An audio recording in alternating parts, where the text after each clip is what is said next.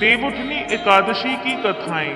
भगवान श्री हरि विष्णु को उनके प्रिय महीने कार्तिक मास में देवउठनी एकादशी पर उन्हें निद्रा से कैसे जगाएं, जानिए देवउठनी एकादशी की 3 प्रचलित कथाएं, महत्व और संपूर्ण व्रत पूजन विधि। कार्तिक मास के शुक्ल पक्ष की एकादशी को देवउठनी एकादशी, देवोत्थान एकादशी, देवउठनी ग्यारस, प्रबोधिनी एकादशी आदि नामों से जाना जाता है। देवउठनी एकादशी के दिन भगवान श्री हरि विष्णु निद्रा से जागते हैं। आइए जानते हैं देवउठनी एकादशी के पीछे 3 प्रचलित कथाएं। पहली कथा। एक राजा के राज्य में सभी लोग एकादशी का व्रत रखते थे। प्रजा तथा नौकर चाकरों से लेकर पशुओं तक को एकादशी के दिन अन्न नहीं दिया जाता था। एक दिन किसी दूसरे राज्य का एक व्यक्ति राजा के पास आकर बोला, महाराज कृपा करके मुझे नौकरी पर रख लें। तब राजा ने उसके सामने एक शर्त रखी कि ठीक है, रख लेते हैं, किंतु रोज तो तुम्हें खाने को सब कुछ मिलेगा, पर एकादशी को अन्न नहीं मिलेगा। उस व्यक्ति ने उस समय हाँ कर ली, पर एकादशी के दिन जब उसे फलाहार का सामान दिया गया तो वह राजा के सामने जाकर गिड़गिड़ाने लगा, महाराज इससे मेरा पेट नहीं भरेगा, मैं भूखा ही मर जाऊंगा, मुझे अन्न दे दो। राजा ने उसे शर्त की बात याद दिलाई, पर वह अन्न छोड़ने को राजी नहीं हुआ। तब राजा ने उसे आटा, दाल, चावल आदि दिए। वह रोज की तरह नदी पर पहुंचा और स्नान कर भोजन पकाने लगा। जब भोजन बन गया तो वह भगवान को बुलाने लगा, आओ भगवान भोजन तैयार है। उसके बुलाने पर पीतांबर धारण किए भगवान चतुर्भुज रूप में आ पहुँचे तथा प्रेम से उसके साथ भोजन करने लगे। भोजन आदि करके भगवान अंतर्धान हो गए तथा वह अपने काम पर चला गया। 15 दिन बाद अगली एकादशी को वह राजा से कहने लगा कि महाराज मुझे दुगना सामान दीजिए, उस दिन तो मैं भूखा ही रह गया। राजा ने कारण पूछा तो उसने बताया कि हमारे साथ भगवान भी खाते हैं, इसलिए हम दोनों के लिए ये सामान पूरा नहीं होता। यह सुनकर राजा को बड़ा आश्चर्य हुआ। वह बोला, मैं नहीं मान सकता कि भगवान तुम्हारे साथ खाते हैं। मैं तो इतना व्रत रखता हूँ, पूजा करता हूँ, पर भगवान ने मुझे कभी दर्शन नहीं दिए। राजा की बात सुनकर वह बोला, महाराज यदि विश्वास ना हो तो आप मेरे साथ चलकर देख लें। राजा एक पेड़ के पीछे छिपकर बैठ गया। उस व्यक्ति ने भोजन बनाया तथा भगवान को शाम तक पुकारता रहा, परंतु भगवान नहीं आए। अंत में उसने कहा, हे भगवान, यदि आप नहीं आए तो मैं नदी में कूदकर प्राण त्याग दूंगा। लेकिन भगवान नहीं आए। तब वह प्राण त्यागने के उद्देश्य से नदी की तरफ बढ़ा। प्राण त्यागने का उसका दृढ़ इरादा जान शीघ्र ही भगवान ने प्रकट होकर उसे रोक लिया और साथ में बैठकर भोजन करने लगे। खा पीकर वे उस व्यक्ति को अपने विमान में बिठाकर अपने धाम ले गए। यह देख राजा आश्चर्य हुआ और सोचने लगा कि व्रत उपवास से तब तक कोई फायदा नहीं होता जब तक मन शुद्ध ना हो। इससे राजा को ज्ञान मिला।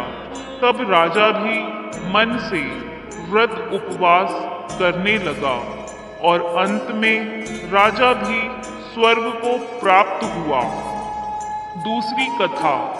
एक राजा था, उसके राज्य में प्रजा सुखी थी। एकादशी को कोई भी अन्न नहीं बेचता था, सभी फलाहार करते थे। एक बार भगवान ने राजा की परीक्षा लेनी चाहिए। भगवान ने एक सुंदरी का रूप धारण किया तथा सड़क पर बैठ गए। तभी राजा उधर से निकला और सुंदरी को देख चकित रह गया। उसने पूछा, हे सुंदरी, तुम कौन हो और इस तरह यहाँ क्यों बैठी हो? तब सुंदर स्त्री बने भगवान बोले, मैं निराश्रिता हूँ। नगर में मेरा कोई जाना पहचाना नहीं है, किससे सहायता मांगूं? राजा उसके रूप पर मोहित हो गया था। वह बोला, तुम मेरे महल में चलकर मेरी रानी बनकर रहो। सुंदरी बोली, मैं तुम्हारी बात मानूंगी, पर तुम्हें राज्य का अधिकार मुझे सौंपना होगा। राज्य पर मेरा पूर्ण अधिकार होगा। मैं जो भी बनाऊंगी तुम्हें खाना होगा। राजा उसके रूप पर मोहित था, इसलिए उसने उसकी सभी शर्तें स्वीकार कर ली। अगले दिन एकादशी थी। रानी ने हुक्म दिया कि बाजारों में अन्य दिनों की तरह अन्न बेचा जाए। उसने घर में मांस मछली आदि पकवाए तथा परोसकर राजा से खाने के लिए कहा। यह देखकर राजा बोला, रानी, आज एकादशी है, मैं तो केवल फलाहार ही करूंगा। तब रानी ने राजा को शर्त की बात याद दिलाई और बोली, या तो खाना खाओ, नहीं तो मैं बड़े राजकुमार का सिर काट दूंगी। राजा ने अपनी स्थिति बड़ी रानी को बताई तो बड़ी रानी बोली, महाराज, आप धर्म ना छोड़े, बड़े राजकुमार का सिर दे दें। पुत्र तो फिर मिल जाएगा, पर धर्म नहीं मिलेगा। तभी बड़ा राजकुमार बाहर से खेलकर आ गया। माँ की आंखों में आंसू देखकर वह रोने का कारण पूछने लगा, तो माँ ने उसे सारी स्थिति बता दी। तब वह बोला, माँ, मैं सिर देने के लिए तैयार हूँ। पिताजी के धर्म की रक्षा जरूर होगी। राजा दुखी मन से राजकुमार का सिर देने को तैयार हुआ तो रानी के रूप से भगवान श्री हरि विष्णु ने प्रकट होकर असली बात राजा को बताई और बोले, राजन, तुम इस कठिन परीक्षा में पास हुए। भगवान ने प्रसन्न मन से राजा से वर मांगने को कहा तो राजा बोला, आपका दिया सब कुछ है, हमारा उद्धार करें। उसी समय वहां एक विमान उतरा। राजा ने अपना राज्य पुत्र को सौंप दिया और भगवान के साथ उस विमान में बैठकर परम धाम को चला गया। तीसरी कथा। देवउठनी एकादशी की एक प्रमुख कथा शंखासुर नामक राक्षस की है। शंखासुर ने तीनों लोकों में बहुत ही उत्पात मचाया हुआ था। तब सभी देवताओं के आग्रह करने पर भगवान श्री हरि विष्णु ने उस राक्षस से युद्ध किया और यह युद्ध कई वर्षों तक चला। युद्ध में वह असुर मारा गया और इसके बाद भगवान विष्णु विश्राम करने चले गए। कार्तिक शुक्ल एकादशी के दिन भगवान विष्णु की निद्रा टूटी थी और सभी देवताओं ने भगवान विष्णु की पूजा की थी। शिव महापुराण के अनुसार पौराणिक समय में दैत्यों का राजा दंभ हुआ करता था। वह बहुत बड़ा विष्णु भक्त था। कई सालों तक उसके यहाँ संतान नहीं होने के कारण उसने शुक्राचार्य को अपना गुरु बनाकर उनसे श्री कृष्ण मंत्र प्राप्त किया। यह मंत्र प्राप्त करके उसने पुष्कर सरोवर में घोर तपस्या की। भगवान श्री हरि विष्णु उसकी तपस्या से प्रसन्न हुए और उसे संतान प्राप्ति का वरदान दे दिया। भगवान विष्णु के वरदान से राजा दंभ के यहाँ एक पुत्र ने जन्म लिया। इस पुत्र का नाम शंखचूड़ रखा गया। बड़ा होकर शंखचूड़ ने ब्रह्मा जी को प्रसन्न करने के लिए पुष्कर में घोर तपस्या की। उसकी तपस्या से प्रसन्न होकर ब्रह्मा जी ने उसे वरदान मांगने को कहा। तब शंखचूड़ ने वरदान मांगा कि वह हमेशा अजर अमर रहे व कोई भी देवता उसे नहीं मार पाए। ब्रह्मा जी ने उसे यह वरदान दे दिया और कहा कि वह बदरीवन जाकर धर्मध्वज की पुत्री तुलसी जो तपस्या कर रही है उससे विवाह कर ले। शंखचूड़ ने वैसा ही किया और तुलसी, जिनका पहले नाम वृंदा था, उनके साथ विवाह के बाद सुखपूर्वक रहने लगा। उसने अपने बल से देवताओं, असुरों, दानवों, राक्षसों, गंधर्वों, नागों, किन्नरों, मनुष्यों तथा त्रिलोकी के सभी प्राणियों पर विजय प्राप्त कर ली थी। वह भगवान श्री कृष्ण का परम भक्त था। शंखचूड़ के अत्याचारों से सभी देवता परेशान होकर ब्रह्मा जी के पास गए और ब्रह्मा जी उन्हें भगवान श्री हरि विष्णु के पास लेकर गए। भगवान विष्णु ने कहा कि शंखचूड़ की मृत्यु भगवान शिव के त्रिशूल से ही होगी, इसलिए आप उनके पास जाएं। भगवान शिव ने चित्ररथ नामक गण को अपना दूत बनाकर शंखचूड़ के पास भेजा। चित्ररथ ने शंखचूड़ को समझाया कि वह देवताओं को उनका राज्य लौटा दे, परंतु शंखचूड़ ने मना कर दिया और कहा कि वह महेश्वर से युद्ध करना चाहता है। भगवान शिव को जब यह बात पता चली तो वे युद्ध के लिए अपनी सेना लेकर निकल पड़े।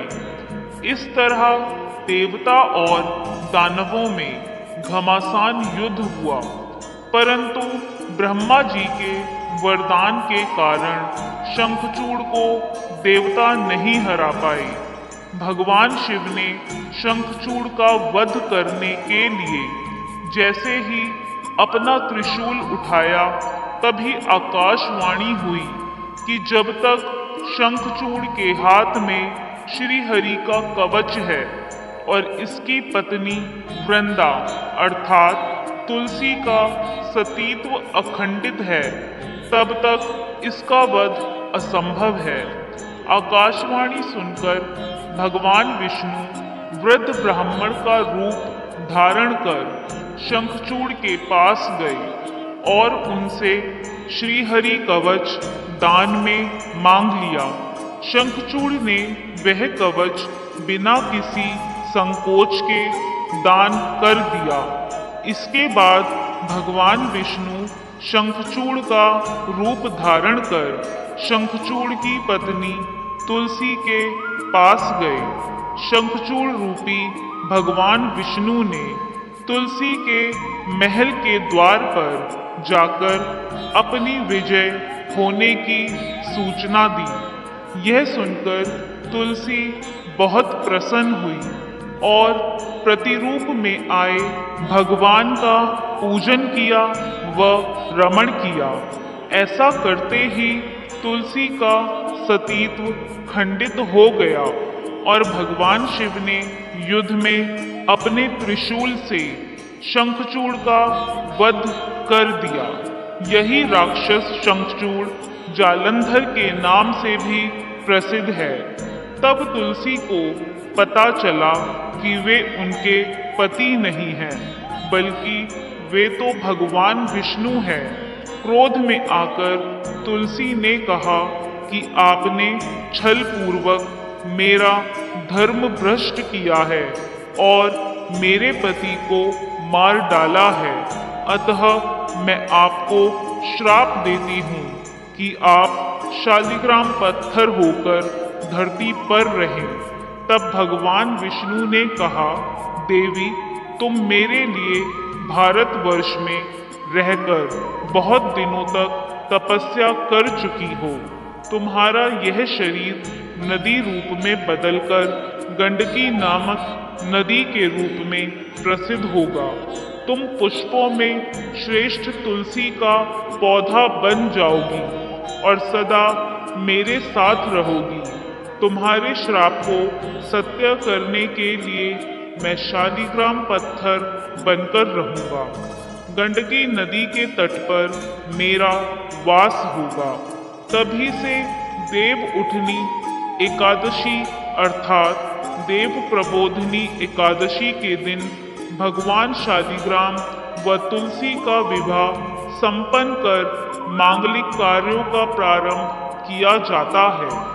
हिंदू धर्म मान्यता के अनुसार इस दिन तुलसी शालिग्राम विवाह करने से अपार पुण्य प्राप्त होता है। आइए जानते हैं कैसे करें व्रत पूजन।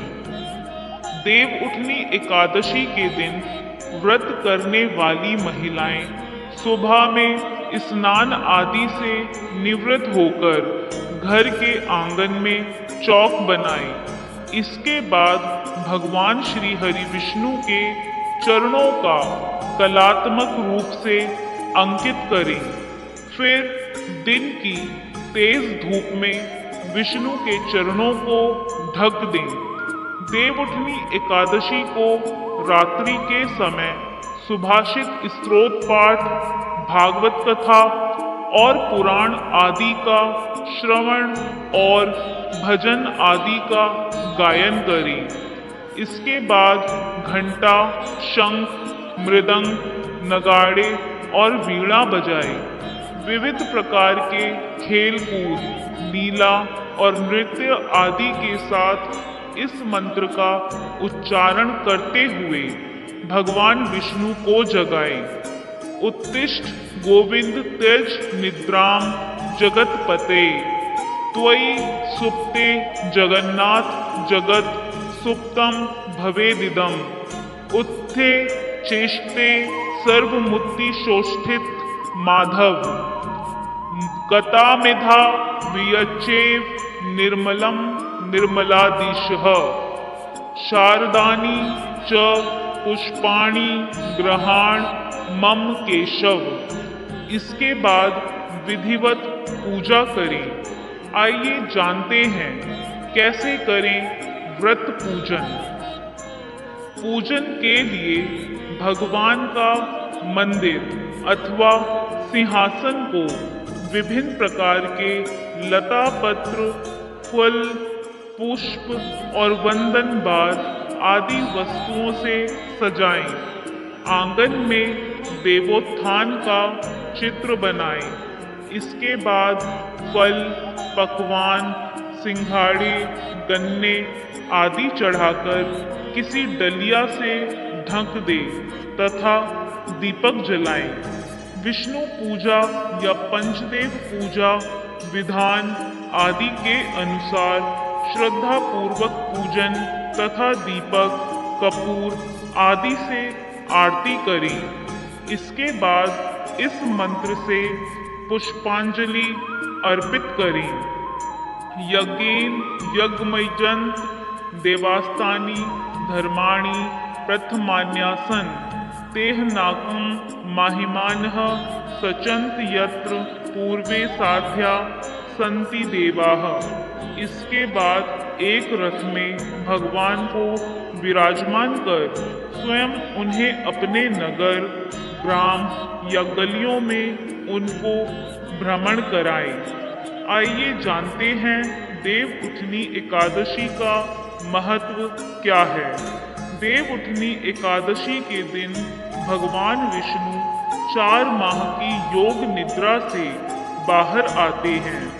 उसके बाद वे फिर से सृष्टि के संचालन का दायित्व भगवान शिव से प्राप्त करते हैं। कहा जाता है कि देव उठनी एकादशी को भगवान पाताल लोक को छोड़कर वापस अपने वैकुंठ धाम वापस आ जाते हैं। असुरराज बलि को दिए गए वचन के अनुसार भगवान विष्णु देवशयनी एकादशी से लेकर देवउठनी एकादशी तक पाताल लोक में रहते हैं। इसी के साथ ही देव उठनी एकादशी के दिन चातुर्मास का समापन भी हो जाता है, क्योंकि भगवान श्री हरि विष्णु योग निद्रा से बाहर आ जाते हैं और उस दिन से सनातन धर्म के सभी हिंदू घरों में मांगलिक कार्यों की शुरुआत जैसे विवाह, मुंडन, सगाई, गृह प्रवेश आदि शुभ कार्य प्रारंभ हो जाते हैं तथा शुभ मुहूर्त देखे जाने लगते हैं। आशा करती हूँ देव उठनी से जुड़ी कथाएं व जानकारी आपको पसंद आई होगी। वीडियो पसंद आई तो वीडियो को लाइक, शेयर, कमेंट करना ना भूलें और अगर आप हमारी YouTube चैनल पर पहली बार आए हैं तो हमारे चैनल को सब्सक्राइब भी कर दें।